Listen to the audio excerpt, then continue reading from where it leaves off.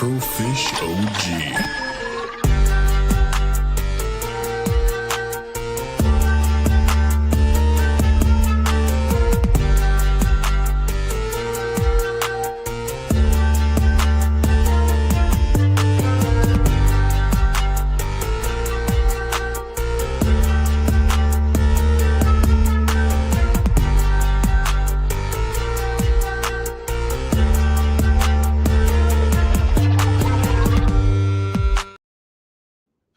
Good afternoon, everybody. If you are from Central Time and over, this is Afro in the Know, episode 4 of season 2, it's like episode 34, I think. I gotta get back to like just naming off the episodes instead of doing season 1, season 2.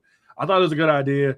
I regret it. So, but that's just how things work over here. It's the show where anything and everything can happen legally. But today.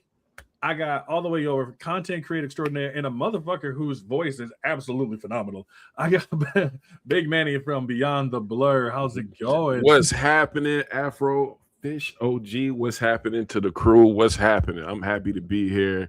We about to make some things happen today. Absolutely. I'm happy that you're here. Like, this was I was surprised. Like, I always get surprised when people like are able, especially in such a short amount of time, where it's just like, yeah, I got the time off. Sweet, let's do this. So I'm excited. Like I said, I'm excited for you to be here. It's overall. Oh, I gotta turn that down. It's always a good time here on the cast. But right off the bat, I like to get introductions out of the way. So the floor is yours for all the people who are coming in and will be coming in. Let them know what you all about. Absolutely. Well, first and foremost, I go by the name of Big Manny. Beyond the Blur is my brand. I bridged it from Black NASDAQ, which was a business company. I had like 96,000 people follow me on Instagram. And I just got drained one day because I'm like, there are so many different scams and everything out there in the world that I just kind of wanted to just do me. Like I'm big into gaming and anime. So I converted that page into like a gaming and anime page, which I had to switch the branding up. So Beyond the Blur came up.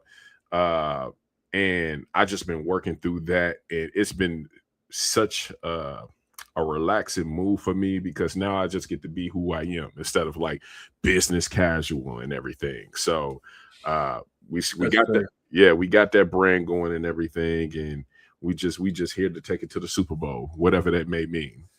I like that a lot. I like that. No, and so it's interesting that you started off with the Beyond the Blur then. And then you just kind of went from there? Or were you always doing just podcasts and then you turned it into streaming? So it was Black NASDAQ podcast.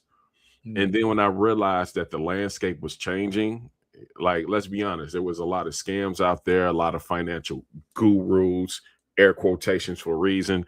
I just got to the point where I'm like, there's no reason to be in this sector if everybody's going to be a genius and not be honest with each other. So I was like, let me go to something that I could be genuine. I could be genuine with myself and others. I could talk about anime, Pokemon, Yu-Gi-Oh, 90s cartoons, gaming forever. So I was like, I have to find a way to pivot. So Beyond the Blur is literally, the name is, we're living beyond the blur. The algorithm is the blur. We want to live beyond the blur. So whatever I decided to do in that moment, I'm not trying to be put in a box, because the algorithm thinks I'm a good 2K player or a Halo player. That, you know what? That's fair. That's fair. Like, because it is like for a lot of us, I think, especially for starting out creators, they get really warped into the box of not like knowing what to do. So it's like, I'm gonna do anime, or I'm gonna just do gaming, just anime, whatever it is. And then they don't really know what the fuck to do after that. Mm-hmm. So sometimes it's just good just to say, fuck it, we doing it all. Like, I'm not within any kind of guidelines, like allowing people to be me. And that's something that more content creators need to learn. Facts. Just be you. Yeah. Like, it's okay to just be you. And so, I love that though. I love that myself. And so my question goes really simple then, okay? So, I mean, since you got started, since all that, how has your journey been? It's been slow and steady. Slow and steady. Like there's not a day where I have the same amount of followers, but in my mind, followers don't matter. It's a constant stream of ideas of trying to figure it out. It's like I'm battling myself in many ways because the algorithm is going to control who the popular person is. So if you kind of lean into the algorithm, I got to play to the algorithm, you kind of fall for a trap. So I've put myself in the mindset of I'm going to do this regardless. Whatever the algorithm decided to do, it's going to do. But I'm going to take my content and I'm going to flip it to a product that I want out there. So it's been slow and steady since I changed my mindset, and I'm happy with the results. We crossed over 1,000 people. It's not a lot. It's not 1 million people, but we're comfortably sitting at over 1,200 people. And I told myself if I keep consistent at that for this next year, that 1,200 turns into above 10,000 people. And now we're rocking and we're rolling. We got different things that we can do. We got a community. So I'm looking at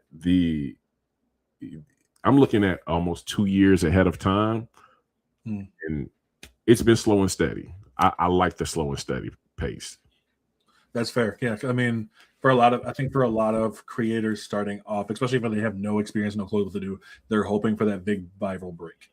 A lot of them hope for that big viral break, and that typically does not happen.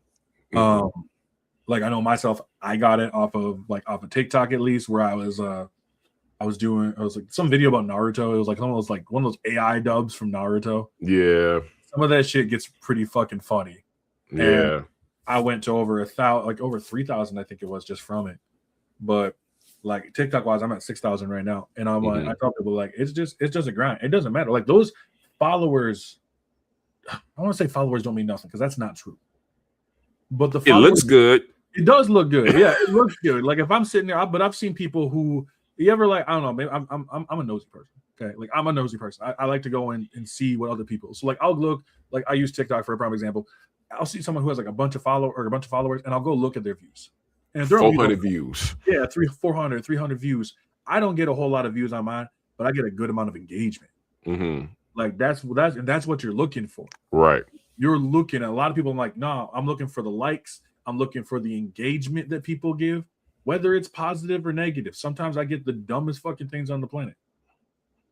Like, I'm not gonna say I don't. I'm like, I get some really ignorant, stupid motherfuckers on this fucking app. Facts.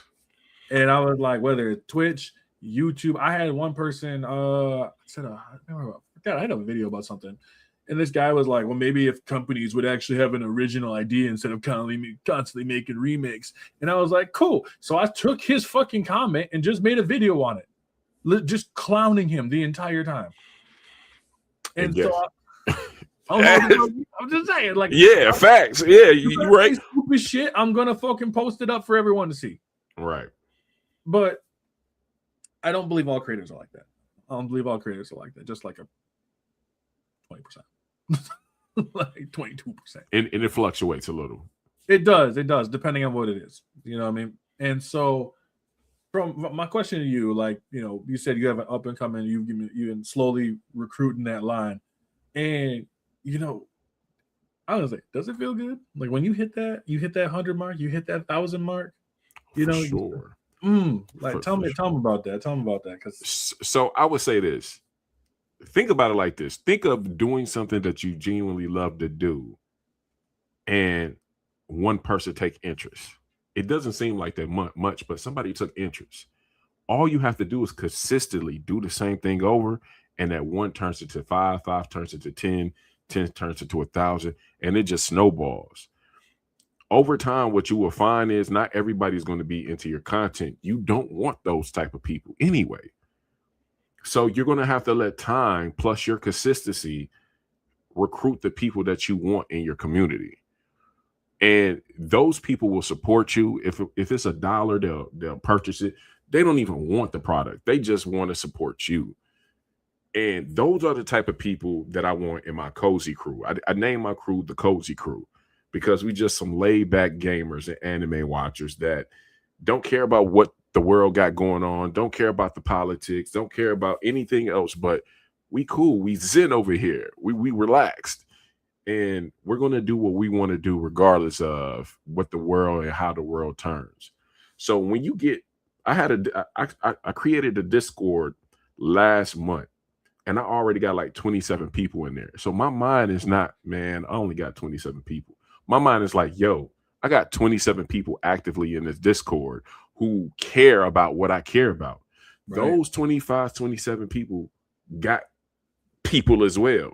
And it grows. So to have a Discord to grow, now you got power. Now you can, hey, go check out my YouTube video. Now you got different things you can do. So I like the fact that I'm starting small and growing that army from that small base, than thinking I'm just going to go viral. You don't want that, because if you're going viral for the thing that you did, and you got to continue to do whatever that thing you did. Now you're put in a box. Right. So that consistency is basically you over a long period of time showing and proving to people you deserve to be there for what you did over a period of time, not what you did in that moment. No, very, very true. Like I really kicked it this in the high gear, I would say. Well, yeah, I kicked it in the high gear probably about 2 years ago. I would start doing lives. I started doing these like friendly, like, hey, like what's your favorite video game, or right. What like nostalgia time, everyone. I want to know about a game that really made you have to sit and think. Made you delve into your feelings about something. What was it and why? Right. And it's nice because you get people to come in, and even if it's for a few seconds, to go and be like, damn, I never even thought about this. Like, and it's those kind of engagements that you get. I had a lady say that she came into my live earlier, just like an hour ago, and was like, oh yeah, like whenever I haven't had a chance to be up here, but whenever I see you, I make sure to share right away, because I know like I really love your life, and like that makes you feel good. That's the battery you need.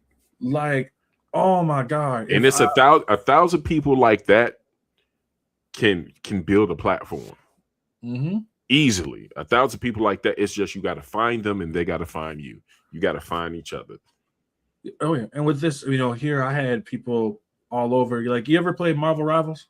Yes, absolutely. Okay, I had the voice actor for Jeff the Shark ever stops in every once in a while. Oh, that's like, a huge one. Yeah, every once in a while, just kind of jumps in, just like says what's going on if I'm up and stuff like that. Oh, hey, shit, how's it going? You know what I mean? It's just a simple, like, that's all it is. Right. Developers. The one we just had was I call it lines that I'm dropping in 2026. Lines not lines I'm dropping, lines we dropping. Right. Because I thought of the Maharaga whole thing, like, oh, you think I'm losing? Nah, bitch, we losing. So that's why I was like, lines we're dropping. And one of them, the theory that were over there was devs are lazy. I'm like, y'all need to stop that shit. Like, you don't know what goes on in the gaming community. Why the fuck you calling them lazy? I was like, 2, there's no good games anymore. Bullshit. You start coming up saying there's no good games anymore, I'm gonna smack the fuck out of you. You gotta do your research. Like, it ain't hard to go find. I was like, there's like what 200-300 games that drop a year. You telling me that none of them are good? What the problem is, a lot of people don't understand that we are moving away from big corporations, and big corporations are very used to putting things in your face. No, you got to go to the crates. Like the old school music lovers used to go to the record store and to go through music. You have to research the thing that you like. Are you into fantasy? Are you into RPG? Are you into simulation? Are you into those different games? That's how I ran into Stardew Valley. I think you commented a couple of times. Yeah. You commented, you was like, this game must be fire. That first time ever playing this game, I literally was making videos, posting it on TikTok, and people just kept coming saying, play Stardew Valley, play Stardew Valley. So I did research. This is what I would tell people to do. There are good games out there. You could go back from 2007. My favorite game is Mass Effect. Mass Effect came out in 2007. right?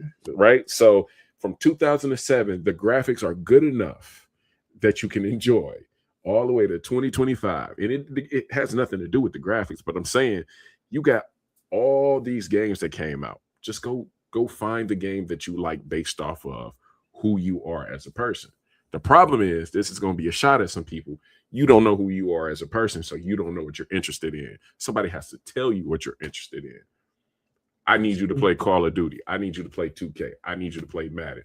I need you to play Grand Theft Auto. I need you to play Red Dead Redemption. We've heard that year in and year round. These are the same big companies that push a game out. And when you feel like they became repetitive, what other game do you have in your back pocket that you could play? Exactly. Very much so. And it's one thing I want to add on to that too, because the one thing I've noticed, the third thing I'll say, and it jumps into what we're talking about now. So the third thing is that gaming is dead quota, right? Gaming is dead. Bull fucking shit. Stop talking about that. You guys, you can't tell me that gaming is dead when there are games coming out, great games every fucking time. And it's always an annoying thing. But what I want to add to is the fact that I want people to know this is not just ball and gun gamers saying this shit. Mm-hmm. This is a across the board. This is what happens, and the people who tend to say this are the ones who typically don't stretch beyond their means. They might be an RPG, JRPG gamer that never is like, I would never play a sports game. And that's the problem. And then, okay, if you don't want to play a sports game, that's fine. But like, my question is like, then what do you like to play besides that? Because the genres I hate when people ask me, like, I honestly hate this. I hate when people ask me two things. What's my favorite genre and what's my favorite game? I hate it. I hate when you ask me that because I'll tell you straight up, my favorites change all the time. I don't have just a one favorite that just sits above all the rest. It's like drinking wine. Ones, yeah, I have one that I'm not a drinker myself, but yeah, there's some out there. But like, that's what gets me is like, I don't have a favorite video game, so I don't know. And the games. Let's say like I use Ocarina of Time, right? Ocarina of Time, great game for its time. Little bare now, but I mean, in terms of the gameplay wise, story's still good, whatever. But then there's games like Twilight Princess that I like even more. Yeah, they did more stuff in Twilight Princess, like they the between graphically, all that other kind of stuff, and I like that more. I'm not saying the other one's bad. Just like this is just it moved on. Some of my favorite games that I have, like games I even prefer, are games going to be like I like games like Mirror's Edge. I like games where I have to like kind of stretch my try something new. Mirror's Edge. Yeah. This last year, 2025 was the year of. Tell me you're an OG without telling me you're an OG. Just saying, like Mirror's Edge was a fantastic game, but it was one that like a lot of people surprisingly did not play. And I was like, you didn't play it during that time period? I was like, nigga, there was a demo. Y'all don't think you understand how long I played this demo. Like I played the first mission. They gave you the training mission, and then they gave you the first mission. Now I play nonstop. There's no way I can be like a top like speedrunner player on that because there's definitely a lot of issues with it. I've beaten that game twice without firing a weapon. Like I got that achievement twice. I will never do it. One of the most difficult achievements I've ever fucking got. But it was fun. I enjoy that kind of shit. But then at the same time, I enjoy games like What Remains of Edith Finch. Mm-hmm. Absolutely fantastic game. I don't know if you've ever played it. Not that one. But it's so good. It's only like maybe like 3-4 hours long. But then I'm definitely story heavy. I'm definitely gonna put that in my must do. I was playing this year Marvel Cosmic Invasion. Absalom, like both of them. One's a roguelike beat 'em up. The other one's just like a tribute to the old Marvel like 1980s in an arcade shit. Mm-hmm. My gaming taste is so vast that I can't just say I have a favorite. Well, I would definitely say for a person like you, I got a question for you. On a scale of 1 to 10, where would you rate yourself in terms of gaming experience? 10. So that in itself, you hit the nail on the head. That in itself is like telling a person to go to every single country and try foods and then say, what's your favorite food? You can't do it. Mm-mm. Like I love ramen. Ramen was not my favorite food until my wife. What kind of ramen? Are we talking the little packages? Are we talking like actual? Thank God. I'm talking about. I was like, ramen. Like go do yourself a favor. I didn't have ramen until I met my wife, and she introduced me to ramen. And I get it. I've been watching anime my whole life, They eat ramen. They was eating all of this stuff. So when Dude, that was Naruto's favorite food was ramen. Like it looked fucking good. You know what's funny? The only thing that could rival I don't know why it's like they took all the creativity for that and shoved it right into the ramen bowl. But like it's like the only creativity that looked just as good was the fucking Krabby Patty. Yeah. Yeah, like whenever they showed that Krabby Patty, I'm sitting there like, damn, that would not be sold at Arby's. You gotta get out your comfort zone. Like that's with food, that's with gaming, and that's what again. Hate to keep harping on it, but that's what Stardew Valley was. Because I'm like, I didn't even know cozy gaming was a thing. Like, what the heck is cozy gaming? What is a cozy gamer? And now I'm 35 now. I work. And sometimes you just don't have time to lock in. Sometimes you just like, I want to play a game without any pressure. And I'm like, I see now. So I think people who say like there's no game, they don't want to put the effort in. I agree with you 110%. It's very much they don't want to put the effort in because at some point, I think it would make them realize that their taste in games is not as extensive as they thought it was. They expose themselves. Mm-hmm. A lot of times they do. They expose themselves hands down. Like it's too many games to pick from. Like I have fun with the research of it all. Like I have fun with just exploring. I've spent so much time on Steam just looking and reading reviews. I'm reading this game. I'm playing this game I started right before this show called Palia. Guy has absolutely all the great reviews. It basically takes Fortnite and pushes it with Stardew Valley, and boom, here you go. World building, hunting, all of these story lore, and I'm just like, huh. You see what I'm saying? And yeah, that's in this cool. Beta phase. It's been out since 23. Palia sounds familiar. I think I do remember it being like announced a long time ago. Yeah, so now it's supposed to be like this huge game coming out. But like I was saying earlier, if I would have just stayed at Mass Effect and games like Mass Effect, because I like Final Fantasy, except for the last one. I got a little. You didn't like 16? The only reason I have beef with 16 is because your protagonist looks too much like the protagonist from 15.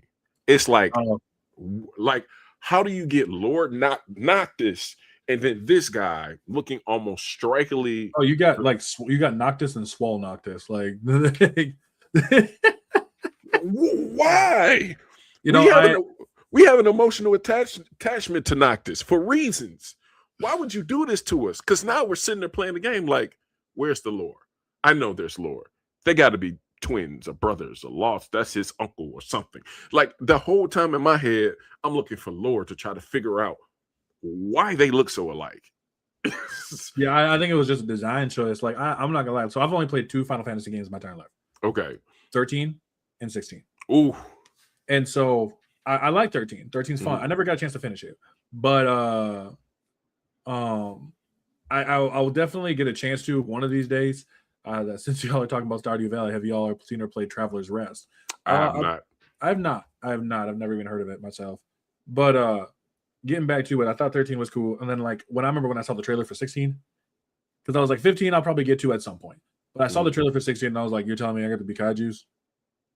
I don't give a fuck at that point. I was like, okay, sold. I was like, I'm not like I'm a gamer that's like very much like, oh, that looks cool, and that's it. I go for it. And so like when I was watching like the Ifrit, and he's they're showing clippings of him battling off, and I'm just like, oh, this is dope. And then I saw then I played playing through the game. I still got to finish it. I'm terrible at finishing games, but like I'm terrible at finishing games. But like when I got to like the fight, it's the fight against Titan. Mm-hmm. And like how I was like, dude, this is legitimately like this is like porn for my eyeballs. Like this is the greatest thing I think I've ever seen in my life. Like I'm watching, I'm just Ifrit running on the like the tentacle things that like the Titan has, and then going to I thought I was big, and then I realized that that's how big his motherfucker is. Yeah. I was like, oh no, like the fight between him and what was it? Was it Baphomet? I think it was. Yep. Like It got some. I'm like, this is the most anime shit ever. Yeah, it got some definitely God of War elements to it because it plays with perception a little bit with size. Like you like, oh, he big. Wait a minute. If he big, he must be universally big. Oh, and it just throws you off. Just massive. It was like, bro, this is crazy. And I loved every fucking second of it.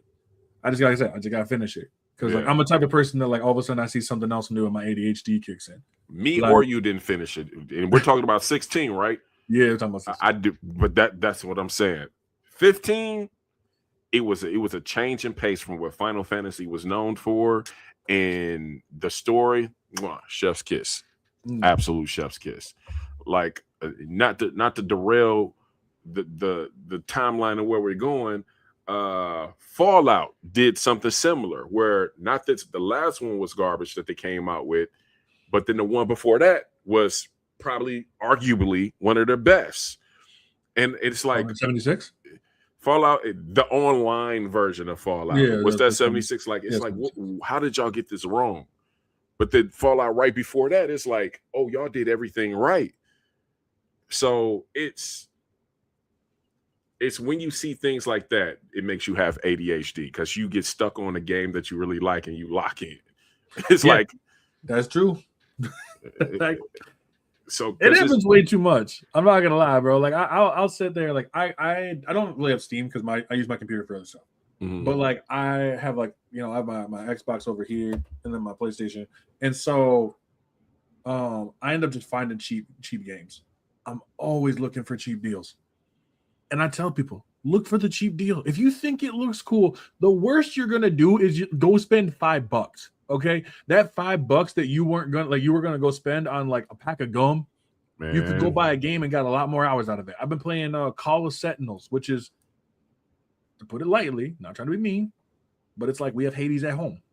Oh, but it's still good. Yeah, like it's still a fun time. So like I tell people, like go and try Call of Sentinels. I'm playing another one. It's a Metroidvania one called Trinity Fusion. That's another one that's been fun. It's been a good time.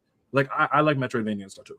But like these games I find for like maybe $11, maybe $5. That's what it's like a meal at McDonald's. Like I don't need the meal at McDonald's. I'm not gonna lie to you. I don't need to get fatter. So like I was like, no, I can go spend a game $15-$20 on like what 3 or 2 games, maybe 3 games. Like, go try them. The worst you can say depending on where you go, you can help the local economy. If that's any added, if you could go to, because I got a physical place that I can go to that have like those $5, $6 games. I wish I did. I wish I did. Like I don't, unfortunately. But between the PlayStation stores, if you can afford Game Pass, go do it. Or PlayStation, whatever. I tell people if you can afford it, do it. If you can't, I understand. Oh, I got you. I got you. But yeah, it's just if you can afford to do it, if you can't, I get it. I do, I get it. But like, I want to encourage everyone to like try new stuff. Yeah, you cannot talk about indie developers and how indie developers are taking over and they need to rise. Good, not buy their shit. Silk Sonic had people in an uproar, like. I didn't go too much into it, but I think the biggest beef with Silk Song was they didn't let the big boys know when they were going to drop, and it was like, why? This is, we want competitive developers, so why do anybody got to let you know? And nobody knew. I ain't gonna say nobody. Nobody knew Silk Song was going to do what it did, but that's what the beauty of the moment is, and you could create that beauty of the moment if you're a true gamer. You could say, I'm gonna take a chance at trying something new. I got $5 or $6. Let me go try this game out. And it's easier more than ever, especially when we was growing up. Like we had a family, family video. It would be like a Friday, and my father would go in and rent a movie, and he was like, you could get one game. We didn't have the internet like that, so you had to pick something. Like it's like, obviously you had the popular games, but A lot of times you will turn the game around, read it, and just grab it. And a lot of times that game came out to be like fun because you gave it a chance. Yep. Where today, I think a lot of people just don't, like I keep saying, don't want to put in the effort. But that, for me, I got a solution for that. I got a solution for the effort part. Let me know when you're ready to tell you about this app. Okay. No, let's do this. Let's go. All right. So it's funny how we was talking about how some people always saying that there's no games to play. And there's a few things that I have an app coming out called the Blur app. So again, Blur meaning algorithm. The algorithm equals blur. You want to live beyond the blur. So there's a Blur app that basically the moment you get into this app, it asks you 30 questions. These questions are going to be based off of games you played, decisions that you would make in games or anime. And it takes these 30 questions and use AI to basically give you a archetype. There are 10 to 15 archetypes. One of the archetypes is an intellectual. I consider myself an intellectual game player and an anime watcher. So the game that will be prescribed to me would be Mass Effect, the Mass Effect trilogy, except for Andromeda, because I got beef with them for that. It should have named it something completely different. I think with Andromeda, and I know Japanimir, who I'll have on tomorrow, to go check out because he's a huge Andromeda defender. Mm-hmm. But I think with Andromeda, the one thing that he brought up that was a really good point, and was like, and I feel like the same way too, is you have to take it in the form of a side story. Mm-hmm. Like, and if you take it in the form of a side story, I think you can kind of, for a while, you can kind of sit on and be like, it's not the trilogy. And I think that's kind of the problem was like they should have marketed it as more of a side story. Like this is something that went on either A, really far in the future after the events of the Reapers, or B, this is a separate thing that is happening around the time of the Reapers. And I think people have been more likely to get that was the tweak. That was you had me sold on Shepard, and then so that's me. That's one of those things that we was just talking about. That's on me. But as an intellectual game player, I love Mass Effect. I love Fallout. And if you was to go to anime, obviously love Dragon Ball Z. But one of the animes that I give a lot of credit to that I secretly put at my 1A is Attack on Titan. And Attack on Titan trash. But here's the thing. I'm kidding. Here's the thing. I realized that depending on who you like or who you are as a person, like for me, I get in arguments all the time about My Hero Academia and the other anime that our boy from Yu Yu Hakusho created. It's missing me right now. What is it? Hunter x Hunter? There you go. So those two for me, I say it's not quite for me because I feel like I'm more of an advanced anime watcher. I don't need you to explain absolutely everything you're doing. You see what I'm saying? And I feel like Hunter x Hunter did that a lot. If you fight, I'm fast enough to catch up. You see what I'm saying? Same thing with My Hero Academia. It's like you can make it complex without dumbing it down. So that's where the divide. So depending on who you are, you answer these questions. It gives you this archetype and it say, I think you should be playing this game. Try this game out or try this anime out. Based off of the answers that you gave me, here are a list of game animes, even mangas you should be reading, watching, indulging in. So it also gives you groups of people who are like you. So you could go in and have conversation with these groups of people who are like-minded. So you might have more of an intellectual group of people who are having a conversation about lore in Dragon Ball Z. For me, I don't think Dragon Ball Z has as much lore as a lot of the other animes that's out there. It's kind of just like what's in your face. But it depending on the group that you're in and having a conversation with, you can get a lot out of that. And then you can get a lot out of that. Even something as simple as solo leveling, not a lot of lore, a lot of face value, but depending on who you're in the room with, that conversation can go on forever. You see what I'm saying? So this app is basically designed to help you find your people Find the anime, gaming, manga, just the media you want to indulge in. And then last but not least, we're going into a world where there's a lot of cross-platforming going on. It used to be if you play Xbox, you can see all your Xbox friends when you get logged on. Same thing with PlayStation, Nintendo, and everything else. Well, if you got a friend that's now on PlayStation and you on PC, how would you know they're online? So this app now is going to say, this person is online. This is your squad. This is what they're playing on. You see what I'm saying? Without having to tap into the network. You see what I'm saying? Because I lost a lot of friends coming out of college. Not because we didn't want to be friends no more, but because we didn't communicate as much as we wanted to. And life just drifted away. Life is life. Yeah. So this helps bring that and blend that back together. I got a friend that plays Call of Duty, but he's on Xbox. I'm never going back to Xbox ever. It's PlayStation and PC. Those are my two platforms. Not because I don't like Xbox, but because these are my preferred methods. You see what I'm saying? Understandable. Yeah. So that app kind of helps blend that reality where it says, this is where your friends are at. This is what they're playing. And you can cross the platform a lot easier. So that's the Blur app in a nutshell. And I'll see a lot of people in March. Afro, Fish, OG. If you okay with being, I don't want to say a tester, but a person that go in and point to things and say, this don't work. This sucks. You should do this better. I'm all for it, man. Let me know. I love constructive criticism. So yeah, absolutely. And like, I'm totally down to do that. Okay. So I think that's awesome. I appreciate you giving that invite. Okay. Really do. And so now that we've also in a way we've broken away from just the gaming part, we also into anime as well, because I know you're a big anime guy. I saw you talking about some things that I was actually kind of surprised about. I was like, bro, I haven't seen very many of them, but I do know of them. And I was surprised that you were talking about Big Bad Beetleborg. Oh, what? I was like, okay, cool. I know so many people who don't remember that.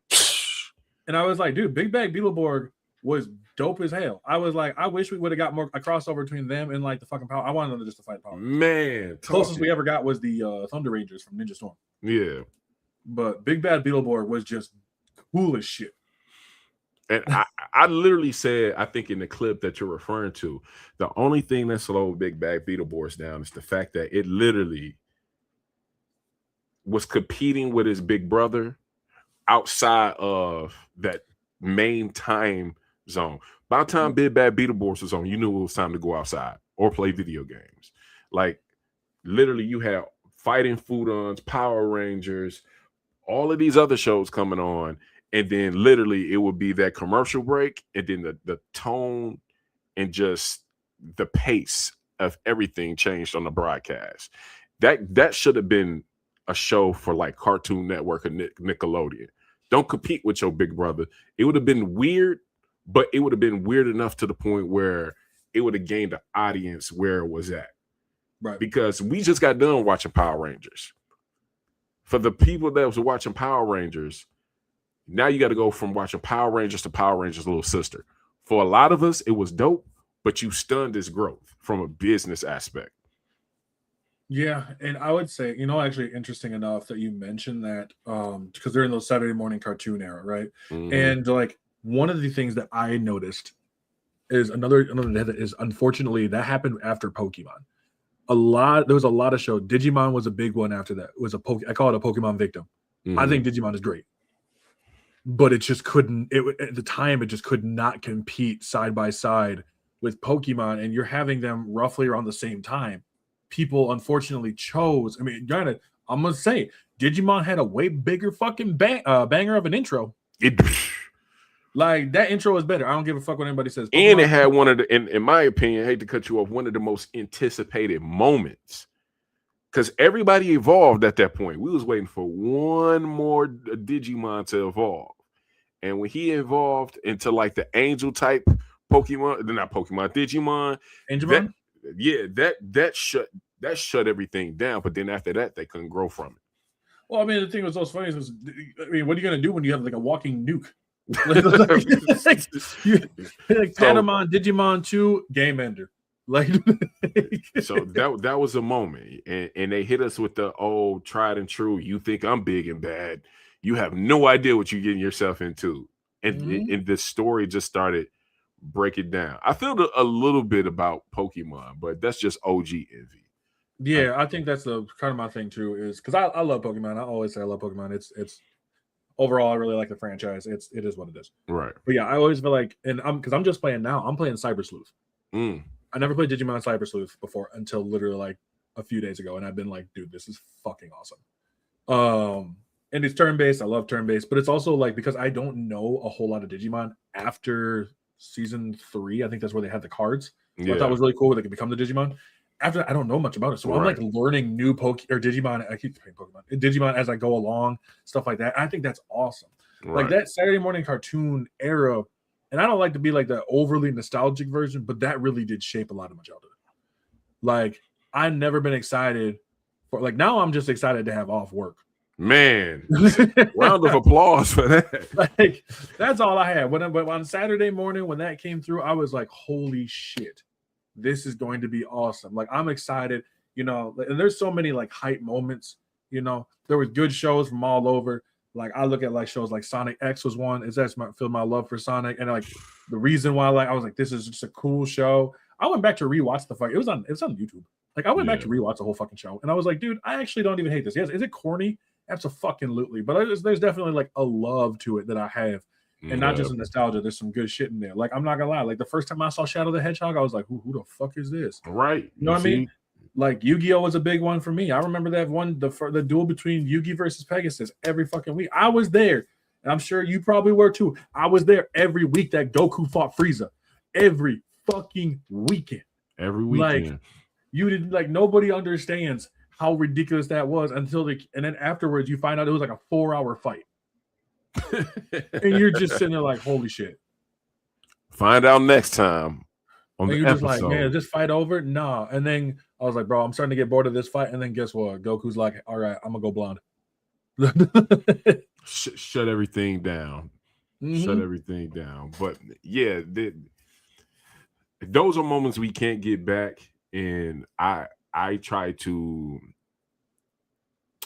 tell people that even though we can't get them back, at least we got some skin in the game where when newcomers come across like anime and everything, we can be the guide to help them into the industry instead of like step on their neck a little bit, because gaming and anime are going to be the future. Technology is only getting better. So gaming and anime is going to get that much better. Here's another question for you though. I like to throw in a wrench into the plan. AI when it comes to anime, are you for it or against it? It could be a controversy. Like AI has been. I think the reason why I would say because AI is different than also like when they do like the 3D art and stuff like that every once in a while. I'm against it. And I think the reason why I'm against it is because for so many years we've had so many amazing artists come in and have worked their asses off to make sure that these are the best studio, you know, whether it's Studio Ghibli, you know what I mean? Whether it is, you know, from Berserk, Naruto, Bleach, all these ones have given some amazing ones. Demon Slayers, I've been on a par. Like Demon Slayer showed up and everyone's like, fuck, now I got to try. You know, and so like we've seen so many amazing sense of animation, whether it's a fight, whether it's a dance, blah, blah, blah. Why do I need AI to do that now? We have the talent. That's the art. That's part of the art. The part of the art is being like, bro, like I don't think I would like the fight between Tengen and Gitaro from Demon Slayer nearly as much if I was like, oh yeah, they just took that from AI. The moment I saw Demon Slayer, it was, depending on what type of TV you got, it was beautiful. It's literally watching art in motion while watching a story. So Demon Slayer is like one of my favorites. I'm not gonna lie to you. Yeah, I mean, in terms of animation, I'll definitely concede that. You know, actually, one thing I personally feel this way. Maybe other people will probably disagree. This might be a controversial take. The rise of things like Demon Slayer, My Hero's done a really good job with it. JJK has been doing a really good job with it. And then going back and watching Dragon Ball, I need to see more when it comes to animation wise. Oh, like I need to see more when it comes to animation. Like I'm sorry, like the whole like I don't mind like the quick punch thing anymore. But then I watched like the fight that popped up on my fucking from Super Cube, and I'm watching this fight from Super Cube, and I'm like, bro, this is insane. Like I was like, I'm not the Dragon Ball animation of like the quick punch fights and stuff like that, ridiculously on repeat. All that stuff, I love it. It's nostalgic for me, but I want them to move forward from it. I want you're not wrong. You're not wrong. That's a touchy subject, but you're not. I'm 100% with you. I've had that conversation with people. I've had debates when it comes to things like this, and I feel like Dragon Ball will always have a place in our heart. But certain things is just like if you going to be the standard, you got to figure it out. I will say this, and it will make sense in a second. When I found out that one episode of Dragon Ball Z back in the day took a month to create, it took 1 month. And how you basically take that and you go from there to here, it's like not too much growth has happened from an animation side. You can't allow a Demon Slayer to come in and revolutionize just graphically how things look. Even One Piece, I think, leaned in.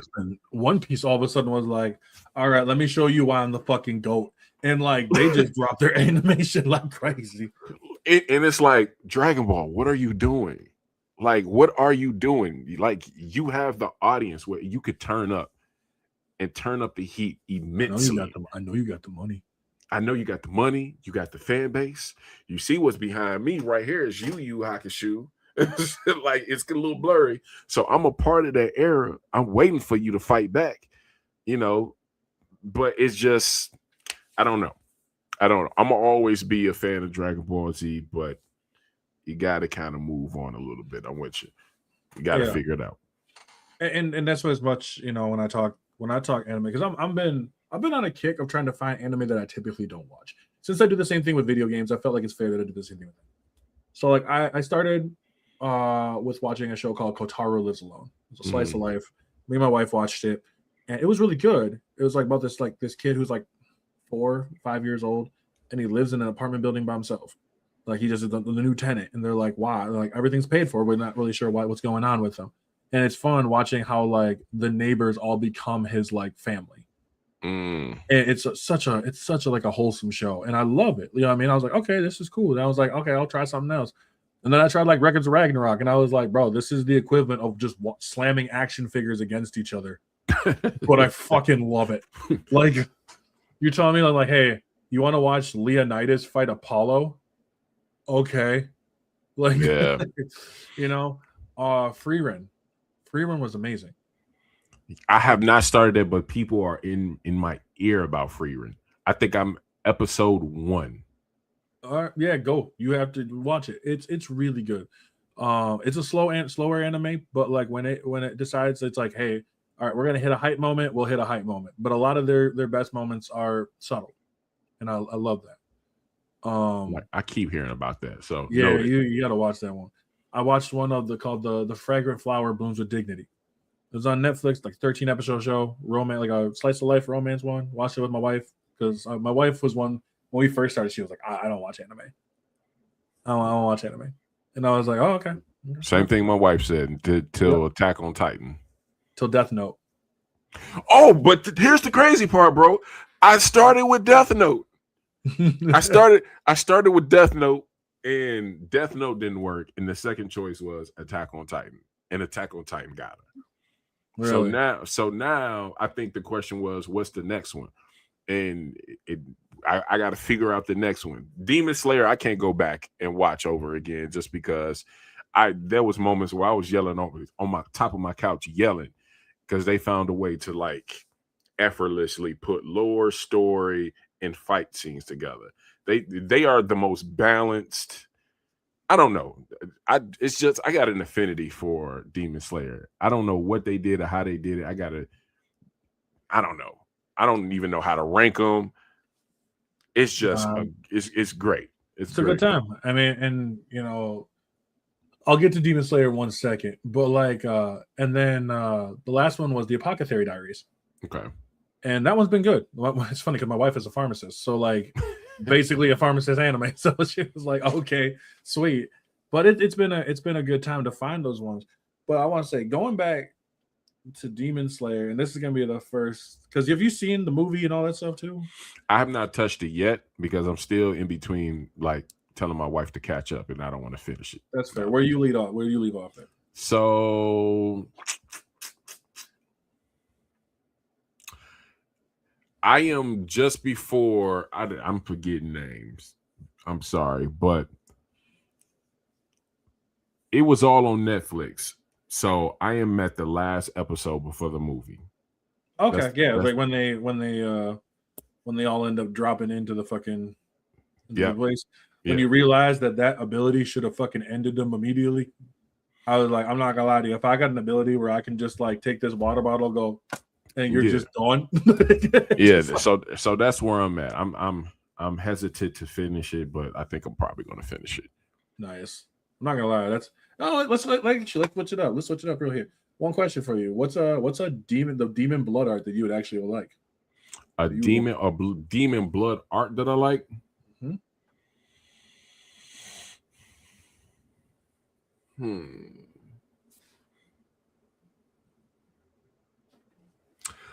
What is the gentleman's name?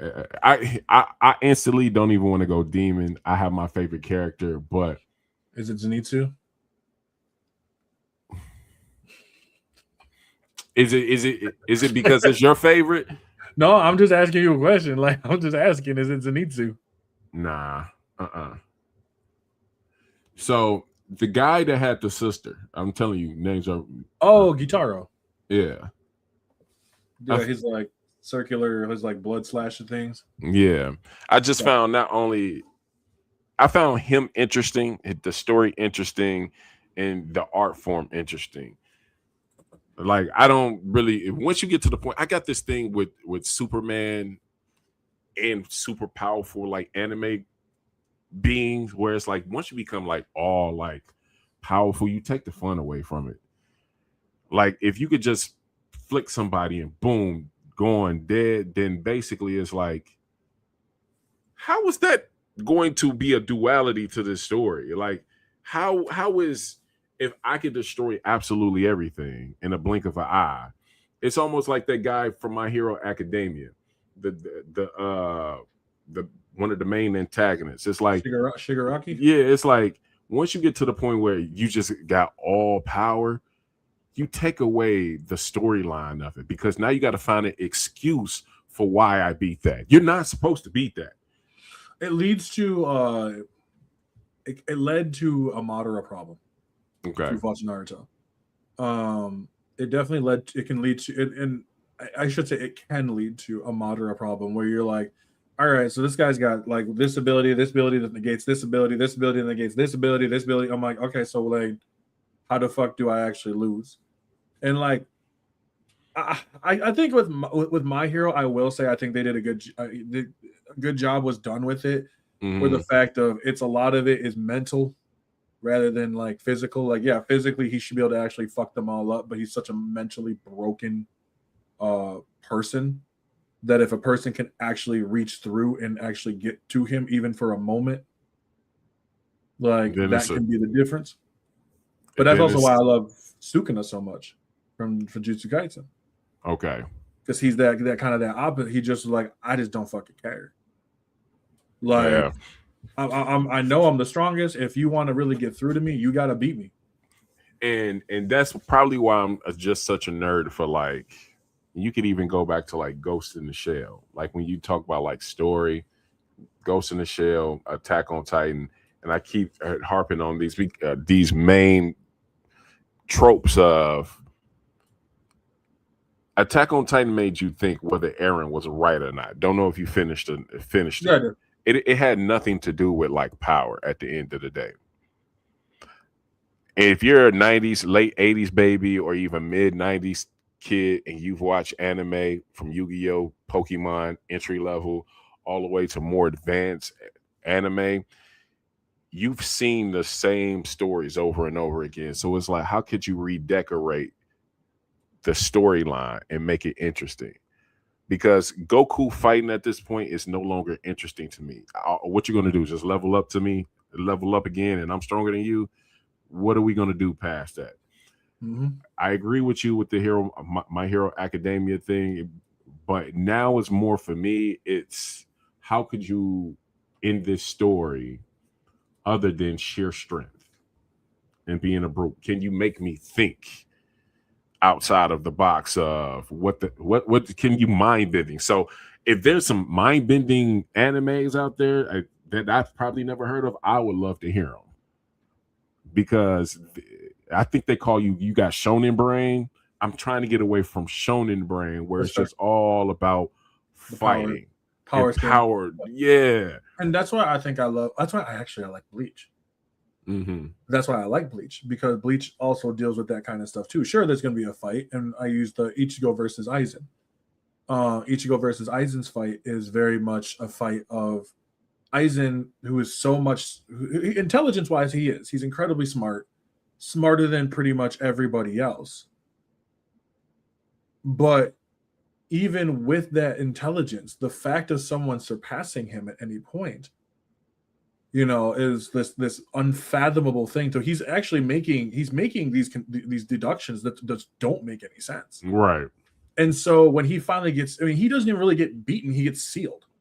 Like, the only way it's going to work is going to get sealed. And later on, you find out part of the reason why he's doing what he's doing is literally because of the loneliness that he felt. See, like he's that's my type. That's my type of, like, if I see it's just I'm stronger than you, it's like, been here before. There's so much like him being like, I'm so strong that I just cannot relate to the fact of what everybody else is going through. Mm-hmm. And like, it's like, okay, well then at that point, then it's up to me. Like, this system is fucking broke. And what I love about it is that by the time I guess spoilers, but the anime's been out since like 2001, mm-hmm. like the 1,000-Year Blood War, but like, or 2002 maybe, I don't know, but like because of the way that the system worked, it took another person like Yuha, the final villain in Bleach, and he absolutely destroyed it. And like, they showed up and they destroyed everything. And it was because I loved it, because of the fact of the faults of how their system worked. Right. And he even calls that of how their system worked. Like, we prepped for you. Like, we prepared for all of you at this point. And I love that motion. I love when, especially when an antagonist can kind of point out the flaws of a system. And then later on you find out, yes, that system is the reason there's a problem with it. And you mentioned with like Eren, at the end of the day, I said Eren is one of those interesting characters where he is the protag and antag of the series. Death Note, same thing, where he starts off as the protag and ends at an antag. And a lot of people hated Gabby, but I'm like, you guys realize that Gabby is Eren, right? Gabby's just another Eren, like an Eren that was in the cycle the cycle starting all over, and was able to learn and change. Like, Eren didn't have that opportunity. He shouldn't say he didn't have that opportunity, but every time he was about to get a chance to, something else jumped in. He already knew the path that he was going to choose. It was already chosen, and it's almost like his timeline was already set for destruction by himself, and it was nothing that nobody else was going to do. Where Gabby at least got to see the destruction and take a step back and say, I see where this can go. I see the families that it can destroy. I see it destroy my family. I don't think that I want that, So even when it comes to like Attack on Titan, you mentioned Death Note, following the story of Death Note, it had nothing to do with fighting. No, the fighting is in the wordplay. Like, the real fight is in the wordplay, the meticulous back and forth.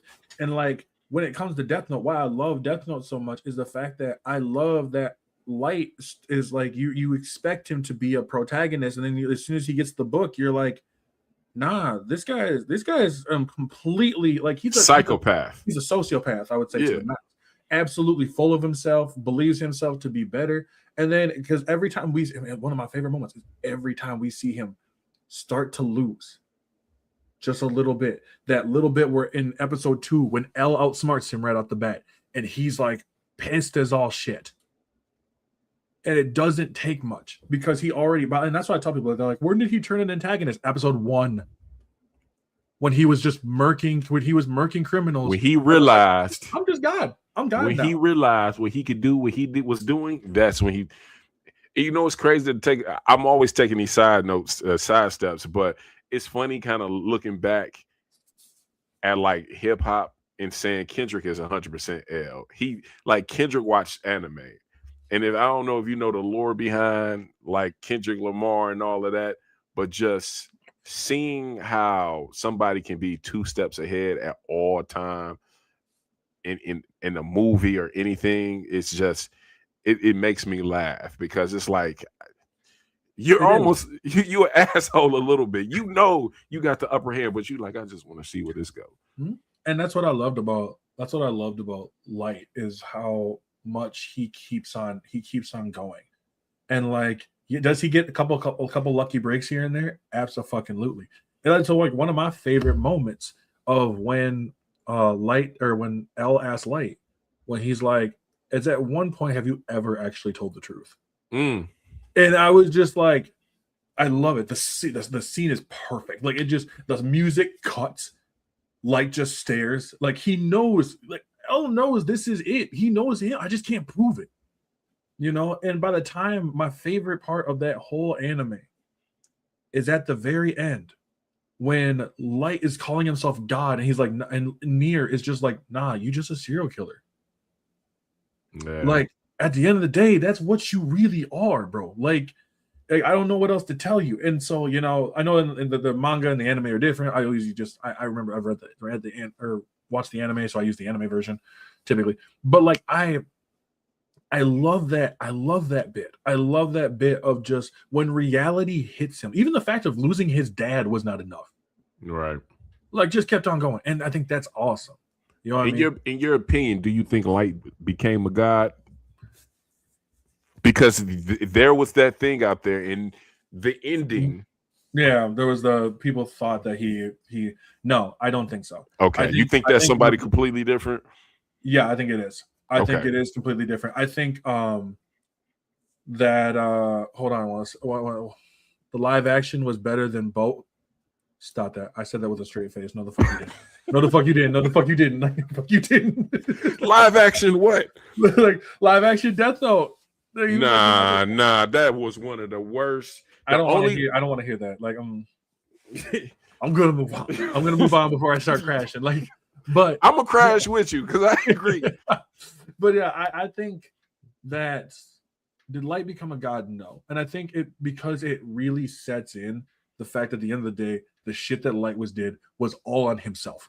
Mm-hmm. Like, he was just a serial killer at the end of it, and he died a death. And now he can never go to heaven or hell. And he's just, that's it. He's stuck now with L forever. That's a take. That's an interesting take. Because I know that's an interesting argument that goes on to this day.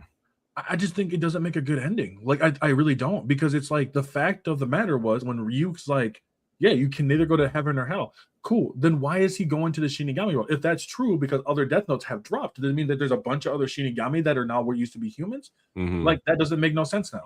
Because Misa used it, but Misa didn't become a Shinigami. Right. So why didn't she? So like, that's why I'm like, nah, I think it's better off that Light is dead, because it means that when they're absolute, it's absolute. Right. If death is absolute for everybody else, death is absolute for Light. Yeah. Like, he shows that he's truly no better. He's no different. Right. And I think it's a fitting way for a person who views themselves as God to get knocked back down to humanity and realize you're just no different. You might want to cut and clip that. That's the one. That's the I'm one. like, I'm already timing them. I'm already. That's the one. Like you landed the plane perfectly. Because I was in between, but the way that you said that, you in a debate where a person is in the middle. You sway me to your side, and that's hard to do. That's hard to do because so bad I wanted to say like it would be interesting if he was a god. Oh, of course. Yeah, I'm not saying it wouldn't be.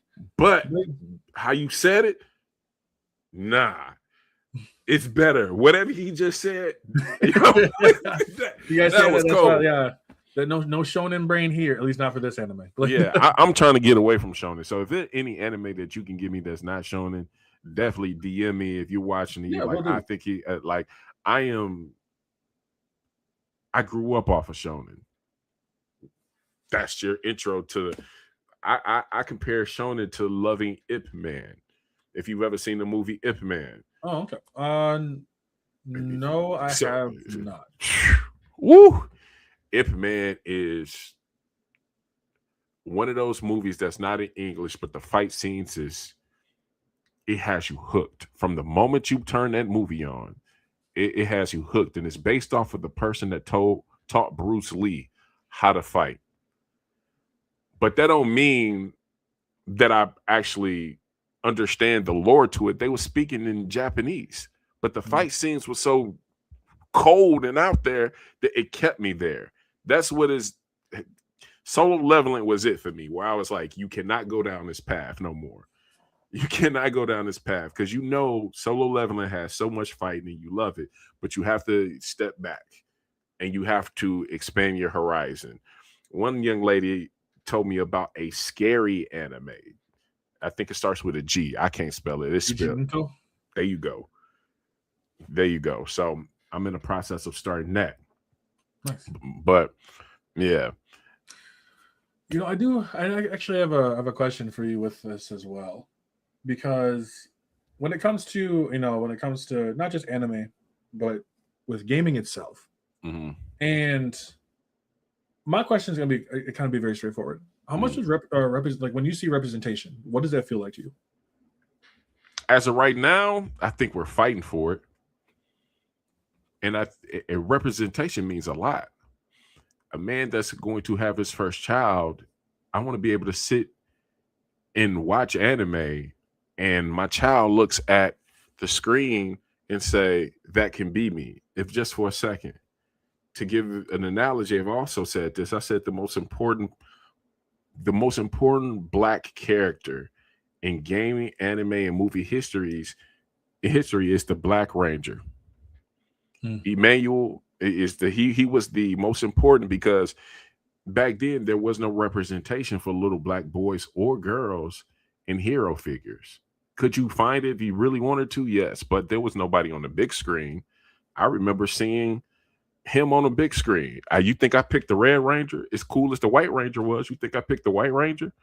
The Green Ranger? Hell no. I wanted to be him because he looked like me. So now when you look at anime, you don't see too many people that look like us. They sprinkle us in here and there, but you don't have this just dominant force that's like, this is my show, I'm running this. They tried to do it with Afro Samurai a little bit, but it's like Gacha Yakuta, I heard, has really been Gacha Yakuta. Okay. Yep, very much so. When it comes, the mangaka writer she's really big when it comes to like learning about Black culture, Black hairstyles, like Black characters in general. So I think that's really cool. But I do agree. I think the only one I would say is just on that same bar as the Black Ranger is Static. Oh yeah, Static, hell yeah. Static was it for me. Static was the reason why I was like to just see him, not just him, just as just being Black and seeing that, but the struggles that he went through and the people that he was able to help, not just with his electricity, but with his words, with his kindness, with his compassion, with his empathy for people. Realizing that there was a lot more out there than just him. Right. Like, and I think that's one thing I love seeing. I love seeing heroes, especially Black heroes, but like I love seeing heroes that can talk themselves out of something. You know what I mean? I loved it. Like I saw that there was the clip where they showed this the girl who was homeless, and she was homeless. She had like these ice powers, and she has ice powers now, so she's like freezing everything. She can't get away. And Static makes she makes a comment about how people look at someone. You know, they look at her because she's homeless, and then just want to like just toss her to the side. Right. And Static does not disagree. He said, I've been guilty of that too. Right. I love that shit. Like I love seeing heroes that do that, but I love seeing it, especially like because I know myself. I got a child on the way too. Mm-hmm. You know what I mean? I got a son on the way. Like, and I want my son to go and see these heroes and be like, you know, I love to see that. I want These to subtle messages that you could get through your hero, that's priceless. Like, and they linger to adulthood. Even if when you look at like the Black, not only heroes but in anime and everything else, they always tend to like. Static did a very good job of saying he has a dominant, strong male figure in his life with his father. His father was amazing. His father was amazing. But then let's go to what's the Black Spider-Man? His Miles. father died. His father dies. You Mm-hmm. see what I'm saying? So it's like give us that structure that everybody else kind of gets, but then show us our story of what we go through. Like I'm still trying to find that. Like, and I was going to mention it earlier. Like to give credit to Corey Kenshin. I don't know if you know who that is. Most people do. He did come out with his own manga. If it had to be one critique, he should have leaned in on that black protagonist in his manga a little bit more. You know, because if anybody's going to listen, they're going to listen to you. You know, and there's still hope. There's so many people that's making comic books right now that look like us. I know it's only time would tell. Every time I network, whether it's like with you or I got one of my brothers, his name is he's creating a comic book. It's another gentleman. I've just been building up my network and I see what's bubbling. Mm-hmm. It's just I'm trying to see where the landscape goes next. Is because you got all of these amazing creators who are Black men and women. And it's like they're waiting for that moment. And it's very good material. It's like very good material. The last StreamYard live that I did was with a guy who had a whole comic book series. And he asked me one of the best questions that I ever asked. That I've ever been asked. And he simply asked, do you feel like you're appreciated enough? And that sent me as a Black man. I was like, yo, and I struggled with trying to answer it because it's almost like he was projecting on me because he didn't feel like all the positive things that he was doing, he didn't get like the admiration from building this comic book. A lot of them don't. Like a lot of them really don't. And it took the wind out of me because I'm just like, here we are, all of this talent, all of this creativity, but where can it possibly go if the attention is not directed to the right place, if the money is not there, if you're more worried and fascinated about this provocative thing going on over here, but you got a brother over here doing some genius level stuff in his art form. Like I've grew up with so many just brothers, even back in like junior high, who could draw. And now that I'm an adult, I'm like, that's enough to be able to draw even Dragon Ball Z the way you used to draw it when you was 14. We all know that one person that was in school drawing and you like, yo, that's dope. They were supposed to be bigger than what they was. Mm-hmm. No, exactly. And that's, and that's the thing that's always difficult too, is the fact that there is so many that should be bigger than what they are. But I feel this, and this is something I've been cultivating, like trying to figure out the right terms to use. And it's there's so many of those, the bigger publishers, they like the idea of a successful Black creator. They just don't want us to actually be successful. Facts. And that's the part that's hard. That's why it's like, if we're not going to do it, we're going to do it ourselves. And right. So I've been networking with, I've had multiple Black, whether it's a Black game developers, You know, I have one where I'm talking with another Black lady who will be next Monday.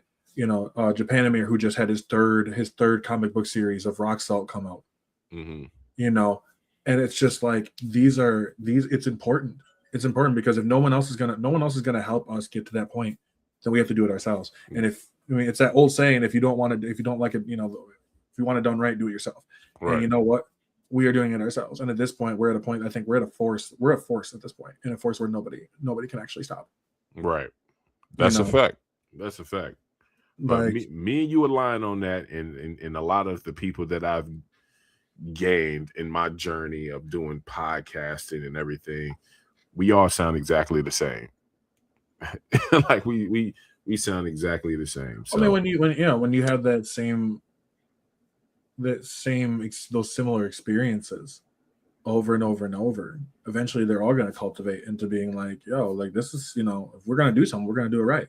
Right. You know, you ain't going to help us.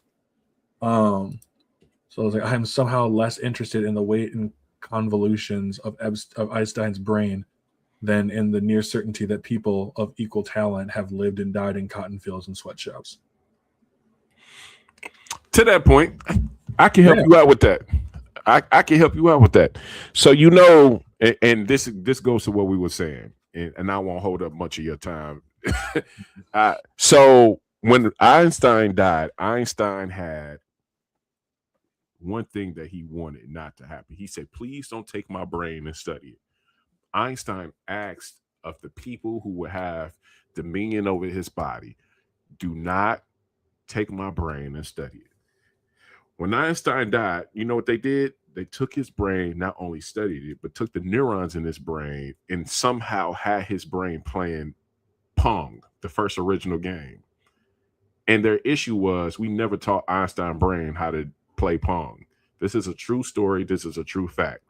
So when I see a comment like that, it's like you're in a system that's going to use you or not use you, no matter how you want to be used. So no matter how deep you want that question to be or surface level you want it to be, you need a system that's going to be for you in order for you, your people, and the thing that you want to get to the promised land there. If the system is not structured to help creative and smart people, then you're going to see a lot of smart people that are genius level, that has genius level talent, look like regular people. A God can dwell amongst men if, you know, he don't have his power. He's just a mere mortal. But he knows in his mind, like, I got the power. I know, I've seen it. I've done it. I've talked to other gods. I've done the thing that gods do. I sat at the table with gods. But there's one thing that I'm missing. My power. Well, wouldn't that make you a god? Yeah, but you know that you got the ability, right?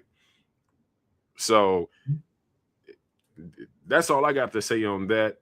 Even Einstein himself ended up being used by a system in which he did not want to get used, and he had no power. Nope. And it's horrible at the end of the day. Even I had to do a story about racism, like a paper about racism in healthcare, and how the father, they called him the father at the time. They called him the father of gynecology. I don't remember the guy's actual name, but he was experimenting on Black women in order to do it, and it's horrific. No anesthesia, basically just carving them up, and for the science, right? Mm-hmm. Nowadays, obviously nowadays they'd be like, that's just absolutely inhumane, and I'm like, yeah, it is. But it's one of those things where it's sad that these women were just unnamed people, right? And so it is. It's sad, and that's why I hate when seeing in the gaming, tying back to the gaming community, like there are so many great, talented, like Black developers, creators, writers, whatever. They just don't get the chance. They don't get the chance. They might. It's either they make their own stuff because the AAA market won't do it. The AAA market is.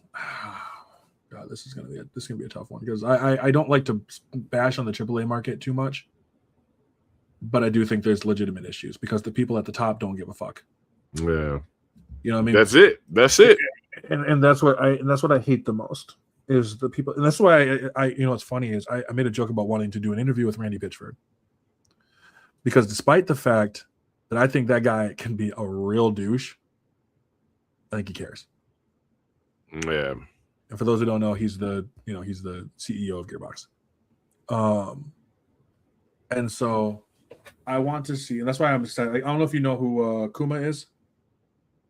He's on TikTok. He's making his own game. He's another black developer. He's making his own game. I would highly recommend getting a hold of him.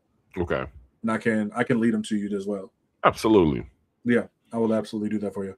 Yeah, and I want to sit here and appreciate you for bringing me onto your platform because I know, and me and you have not had a conversation on this point, but I want people to understand how hard it is to set up a platform, put your foot forward, pay StreamYard like $100 a month, seek out talent, talk to the talent, schedule the talent, turn around, chop up the clips and put it out there and be consistent. That is difficult. That is a feat. It's a bitch and a half, that's for certain. The thing that I looked at when I had StreamYard, I had my crew, I had 3 other people and everything. And I had to tell myself, I had to stop. I'm gonna be honest with you. I took a step back, and I say this in conclusion because I know my wife wants me to do a couple of things, but it is difficult to run a company or to do anything without the necessary support. Right? I know I was in a situation in StreamYard costs money, these mics cost money, the lights cost money, and you have to put time and effort. So anytime I see a black man put in effort, I give them a round of applause and I thank them for being consistent or trying. So Afro Fish OG, I appreciate you. I see you. I listen. Anytime you want to just pull me up to a podcast or a show and you just like, I don't know what I'm gonna talk about, and you just want to shoot the oh yeah, I have certain podcasts where I have times where I'm like, I'll bring in a couple other people and I'll just be like, yo, we just shooting the shit on this day. We just bullshitting. This is a podcast just to bullshit. We talked to when we just talked, I brought up a couple people, we just talked about Star Wars. Yeah. We just took shots at Star Wars for like an hour and a half. Right. Like, you know, yeah, absolutely. Because you have to plan this. What are the questions? It's so many things that go on behind the scenes before you press go live. And that's the thing too, is I mean, there's times, I'm not gonna lie, there's times where I did one with us. I don't know if you know Stroop Waffle. Mm-hmm. I did a recording with him. His clips should be out coming up here soon. And I did an 8-hour shift. I did not sleep for 36 hours. And like partway in between there was the podcast I had to do. And so like I love doing this because I love getting to know people who make the space great. I do. Right. I think everybody who I've interviewed makes the space great in some way or another. Whether they are, whether you're just a small time creator just starting out, whether you are a bigger creator, the people that I like when I first started, where I was like, damn, like these guys are like way above whatever, are the same people that I'm like right up to now talking about like, hey, when you guys gonna do blah blah blah. Right. Like I got another content creator that tomorrow I was like, yo, I'm off tomorrow. Like Tekken, let's run it. Right. I shot some shit at him yesterday. He's like, run this shit. I'm like, bro, I'm at work, bro. I'm doing a 12-hour right now. But it's like it's you just keep on pressing, you keep on working, like you said, the slow and steady method, because eventually people catch on, people like what you do, and as long as you're unapologetically yourself, I think people love authenticity. Yeah. More than anything. But my last question to you is this. Well, I got one more, but my question before the last question is a very, very simple one. So you said that you were a big Mass Effect fan.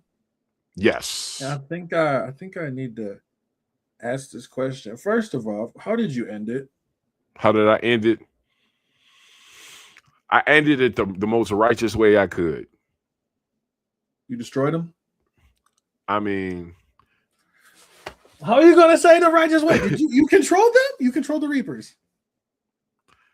I ended it the most righteous way that I could. Oh my god. Oh my god. Okay. So you Okay. don't control the Reapers. Or you didn't control the Reapers. No, I took Captain Anderson's thing and I destroyed the Reapers. I was like, at the end of the day, I have a chance to wipe out this actual threat from the galaxy. Like, I don't think humanity is in a position, and we've already seen it with the elusive man. We saw it with the elusive man. I don't think humanity is in a position to control a power like that. You know what? You know whose story really hit home to me, and I had a lot of anger, and maybe this probably helped me. Jacobs. so A. They are a species that I think that are very similar to our species. When I first on Mass Effect, I met him. I think what's the species that starts with a K? Krogan? They look, yeah. His story and their story sounds a lot like our story and what they've been through. Started populating. The Solarians thought they were too much, so they created the genophage to basically wipe them all out. So I almost, even though I was playing from a Shepherd standpoint, I was like, he's my best friend. Whatever he says goes, because I'm just upset. You got to keep in mind, I'm 17 at the point where I played this game in 2017. So I'm in the process of playing this game as a 35-year-old to see how my brain has changed and how I would answer things and how things would be different. Because 17-year-old me is different than 35-year-old me. I got a little bit more. Shit, I'm so glad you said it. You have no idea. I have a little bit more empathy for humankind. Even though I know people are still assholes and need help, 17-year-old me wanted the world to be destroyed because everybody was inconsistent and just needed a belt to ass. 35-year-old me, who's going to have a kid come into this world, like, people need time to understand their faults. That's fair. So don't beat me up too bad. Nah. That's why I couldn't go along with the controlling of the Reapers. Okay. Because we've already seen what controlling them or what they can do when they control you. We don't know how much it's going to be when they get controlled. And so like I was like, humanity is, despite it, if let's say there's a war that's going on, or like that's, you know, like something, a battle going on, let's say between, I don't know, the Solarians and the Asaris, is it then, if I'm controlling the Reapers, is it humanity's job to step in and, you know, basically foreign invade, you know, foreign intervention, I should say. And so I'm sitting there and I'm like, I can't. Besides the fact that, like, I don't think humanity has the brain power to actually control these things. Yeah. You know, AI. Yeah, once Shepherd goes, what's going to happen?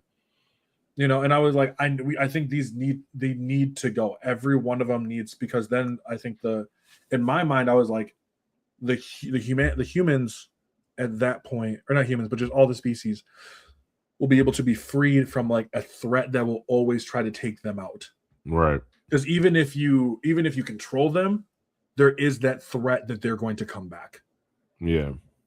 And I just couldn't, especially because I took out the Batarians. Okay. Like in the end of the second one or whatever, in the DLC, you have to end up with like you have to have a choice between two different, like, mining depot or something like that, or it's like two different, like an industry or like a village thing, but you end up destroying like a fuck ton of Batarians. Mm-hmm. And I'm like, damn, if that's the power that I can cause without the Reapers, what can I cause with that? Yeah. My goal was to get rid of these guys. My goal finishing is going to. I will say though, you're right though. Krogans were amazing. I'm not gonna lie. I loved having them in my group. Rex was an absolute unit. Brute. I loved it. It was him and Garrus. It was always him and Garrus. Like, I loved having both of them. But you get you a long range, and then somebody that can run at you like a linebacker. You got a squad because you can play both sides. You can fill that void. I loved it. It was fun as hell. But I will say, my last question for you, and the same one I give for everyone. Actually, if you don't mind, let's do it. A very important one that I want to say. What does gaming mean for you? Oh man,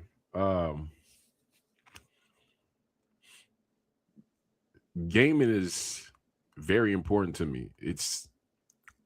I had a whole bit about how gaming helps with mental health.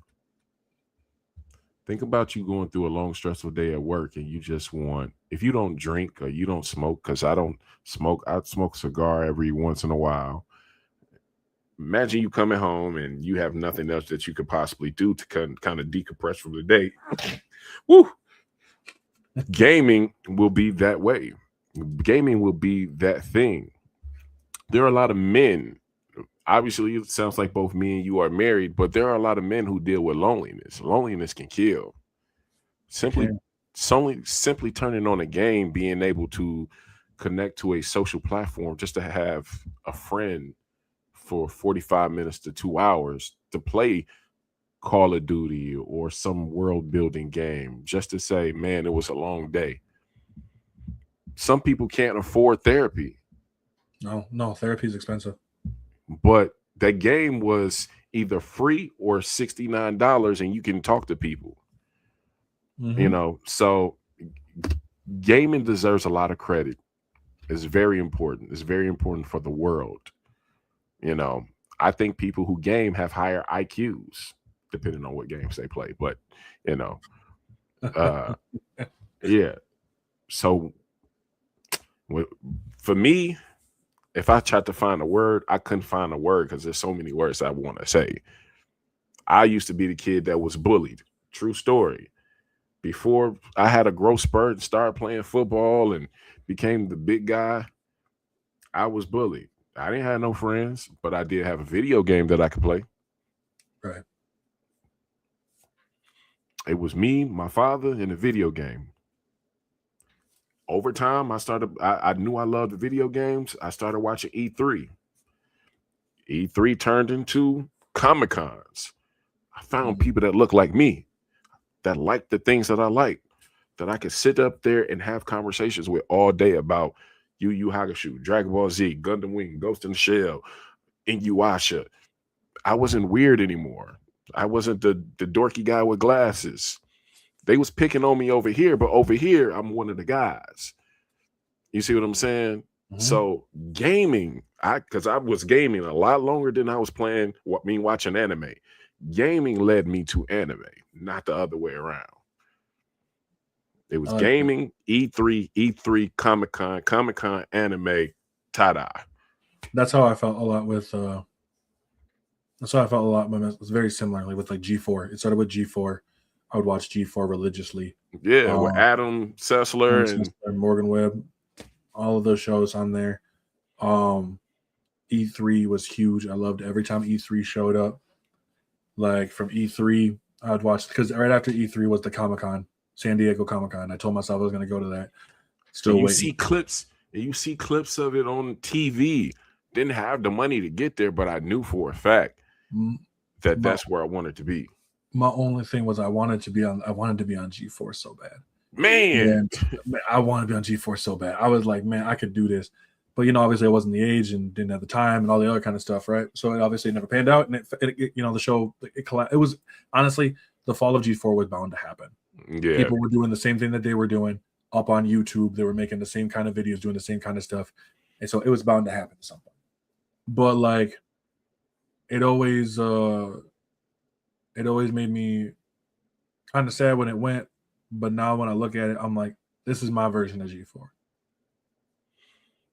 For sure. This is my version of what I wanted to do. And so that's why I keep fucking doing it. And because for an hour and a half, it gets me away from my wife. But see, I didn't hear. That's why I can say it. But I ain't say it. You said it for me. So, but I will say. So my question is, where can they find you? So right now, you can find me. TikTok is my main channel that I'm focused on. Beyond the Blur. You'll see me. I got a cool little guy up there with his afro and glasses. You find that, you find me. You find me, you find that. It's a lot of lore when it comes to that too. Like, I got a lot of stuff that I'm working on, but once you find me, you'll find me. If that makes sense. That's fair. So you up on the other ones then too, or no? Not yet.